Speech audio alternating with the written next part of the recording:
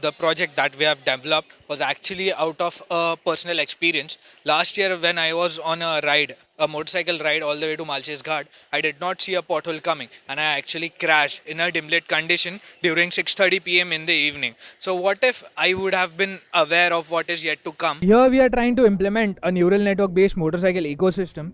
Basically, we are trying to make the rider aware of any deformity like pothole or speed breaker which is yet to come ahead. Speed breaker coming in 50 meters.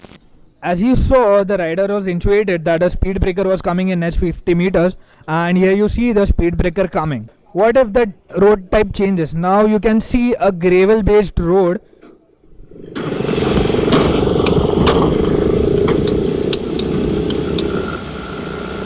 Pothole coming in 50 meters. Now the rider was made aware that a pothole was coming in next 50 meters, and now you see the rider going through the pothole. Now coming to how we implemented our system, here you can see we have used ESP32 in coordinates with a Raspberry Pi Zero, which is basically logging our data which is coming from accelerometers and gyroscope, also called as MPU 6050. We have used three nodes of MPU 6050, one in the rear, one in the center, and one in the front.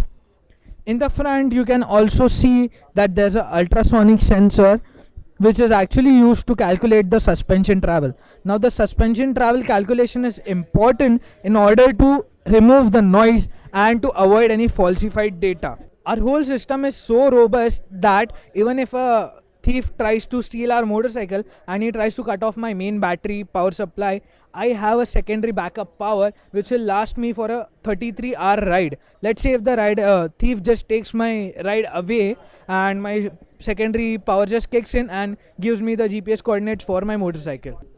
Coming to the application part of our system, right now we are at VMCC.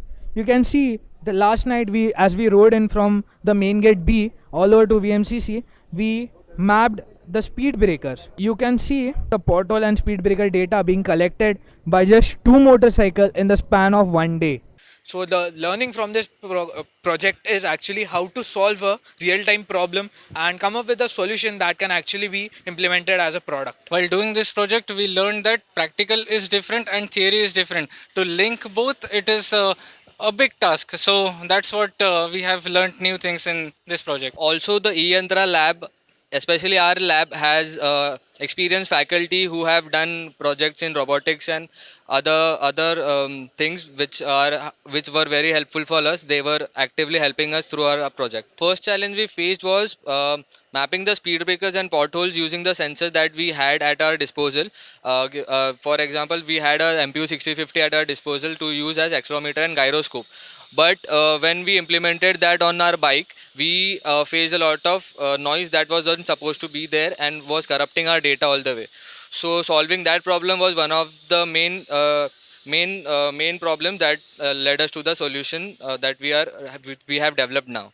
Just by seeing our project at the symposium, a lot of students who just came by to visit the facility saw our project and they're so motivated. They just told us like they just want us to help them with the projects that they have. Apart from that, in our college itself, during our development process, we have seen a lot of students, at least 12 groups of 4 to 3 students who are actually willing and working on social causes which are causing problems and developing solutions for the same. Coming to the project that we have developed, we actually plan it to launch as a product.